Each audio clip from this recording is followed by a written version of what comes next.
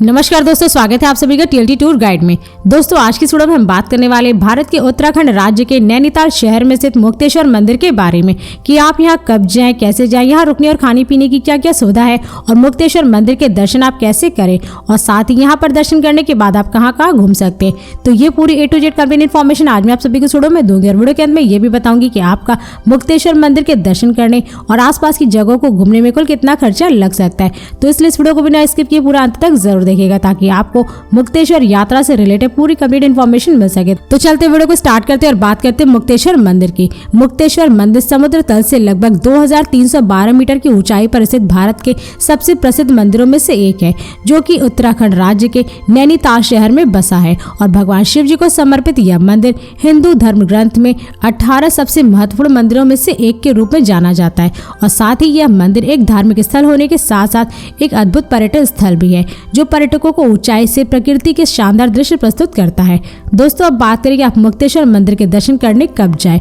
वैसे तो आप यहाँ पर कभी भी किसी भी समय जा सकते हैं, लेकिन यहाँ पर जाने का सबसे सही समय अक्टूबर से अप्रैल तक के महीनों का माना जाता है, क्योंकि इन महीनों के दौरान मुक्तेश्वर मंदिर में कई सारे उत्सव मनाए जाते हैं, जिससे कि पर्यटक यहाँ पर काफी संख्या में आते हैं। और मुक्तेश्वर उत्सव 4 दिनों तक मनाया जाता है, जिसे देखने के लिए टूरिस्ट यहाँ पर दूर दूर से आते हैं। मगर ये आपके ऊपर डिपेंड करता है कि आप मुक्तेश्वर मंदिर के दर्शन कब करना चाहते हैं। दोस्तों अब बात करें कि आप मुक्तेश्वर मंदिर कैसे पहुंचे। वैसे तो आप यहाँ पे बाई ट्रेन, बाई प्लेन और बाई बस बहुत ही आराम से पहुंच सकते हैं। दोस्तों यदि आप मुक्तेश्वर ट्रेन से जा रहे हैं तो यहाँ का निकटतम railway station Kathgodam railway station है, जो कि देश के विभिन्न शहरों के रेलवे स्टेशनों से रेल मार्ग द्वारा काफी अच्छी तरीके से जुड़ा हुआ है, जिससे कि आप अपने नजदीकी शहरों के रेलवे स्टेशनों से ट्रेन पकड़ करके डायरेक्ट काठगोदाम रेलवे स्टेशन तक पहुंच जाएंगे। और यहाँ से मुक्तेश्वर मंदिर की दूरी लगभग 59 किलोमीटर है, जिससे आप बाई बस या फिर शेयरिंग टैक्सी के थ्रू पूरा करके मंदिर तक पहुंच सकते हैं। और अगर आप इस रेलवे स्टेशन के बाहर से मुक्तेश्वर मंदिर के लिए बस लेते हैं तो उसका चार्ज लगभग 70 से 100 रुपए पर पर्सन होता है और शेयरिंग टैक्सी का चार्ज लगभग 1500 से 2000 रुपए होता है।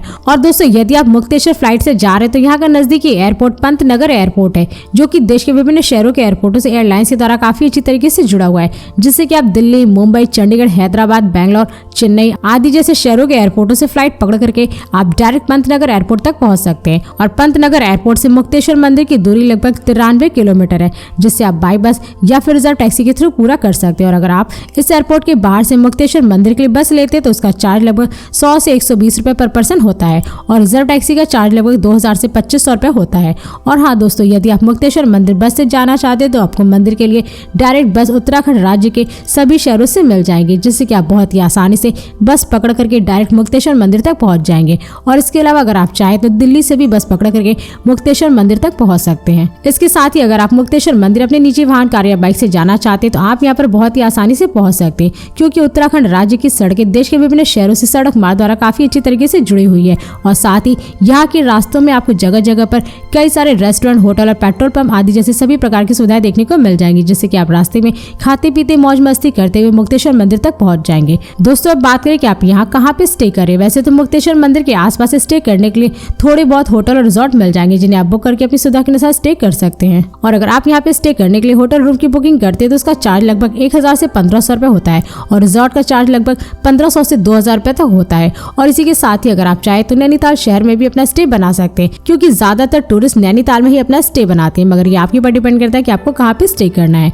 दोस्तों अब बात करें कि यहाँ पर खाने पीने की क्या सुविधा है। वैसे तो आप यहाँ पे जहाँ भी स्टे की वहीं पर आप सभी को खाने पीने की सारी सुविधा मिल जाएगी, लेकिन अगर आप वहाँ पर खाना नहीं चाहते तो आप नैनीताल शहर में भी भोजन कर सकते हैं, क्योंकि यहाँ पर आपको बहुत सारे प्राइवेट होटल, रेस्टोरेंट और स्ट्रीट फूड वाले देखने को मिल जाएंगे, जहाँ पर आप जाकर के लगभग 150 से 200 रुपए में पर प्लेट भोजन कर सकते हैं। दोस्तों अब बात करें कि आप मुक्तेश्वर मंदिर के दर्शन कैसे करें। वैसे तो यहाँ मंदिर तक पहुँचने के लिए आपको सबसे पहले 2.5 मीटर चढ़ना होता है और फिर उसके बाद मंदिर तक पहुँच करके आप लाइन में लग करके मंदिर के गर्भगृह में पहुँच जाएंगे, जहाँ पर आपको भगवान शिव जी के शिवलिंग का दर्शन करने को मिलता है।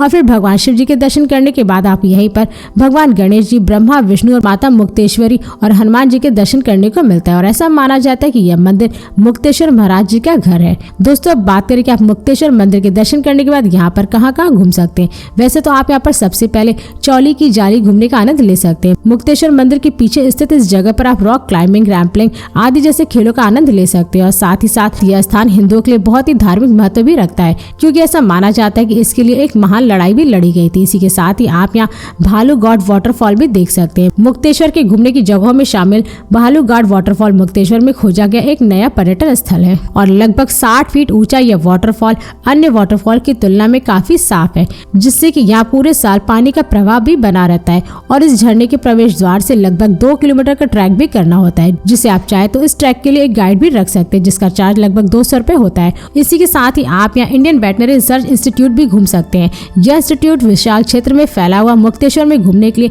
एक शांतिपूर्ण जगह है, जिसकी वास्तुकला ब्रिटिश शैली की वास्तुकला की गहराई को दर्शाती है।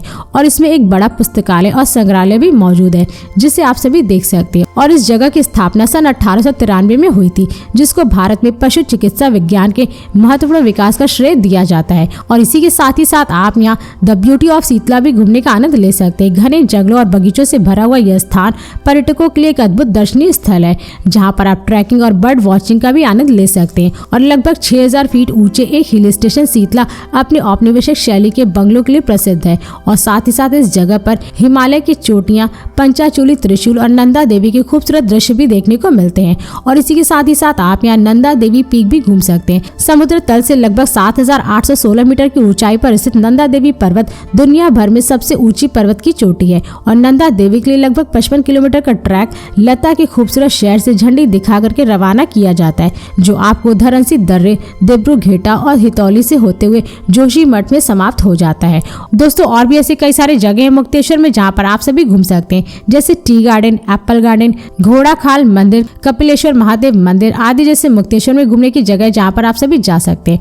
दोस्तों अब बात करें कि आपका मुक्तेश्वर में घूमने और दर्शन करने में कुल कितना खर्चा लग सकता है। वैसे तो अगर आप यहाँ पर घूमने के लिए और दर्शन करने के लिए 2 डे 1 नाइट का ट्रिप प्लान करते हैं, तो इसमें आपका कुल खर्चा लगभग 7000 रुपए पर पर्सन लग सकता है। मगर ये सारे खर्चे आपके ऊपर ही डिपेंड करते हैं, क्योंकि आप मुक्तेश्वर धाम में कहाँ घूमेंगे, क्या क्या खरीदेंगे और स्टे करने के लिए आप किस टाइप का रूम बुक करते हैं, और मुक्तेश्वर धाम आप किस राज्य और शहर से जा रहे हैं, तो ये सारे खर्चे आपके ऊपर ही डिपेंड करते हैं। तो दोस्तों इस वीडियो को आप यहीं पर समाप्त करते हैं।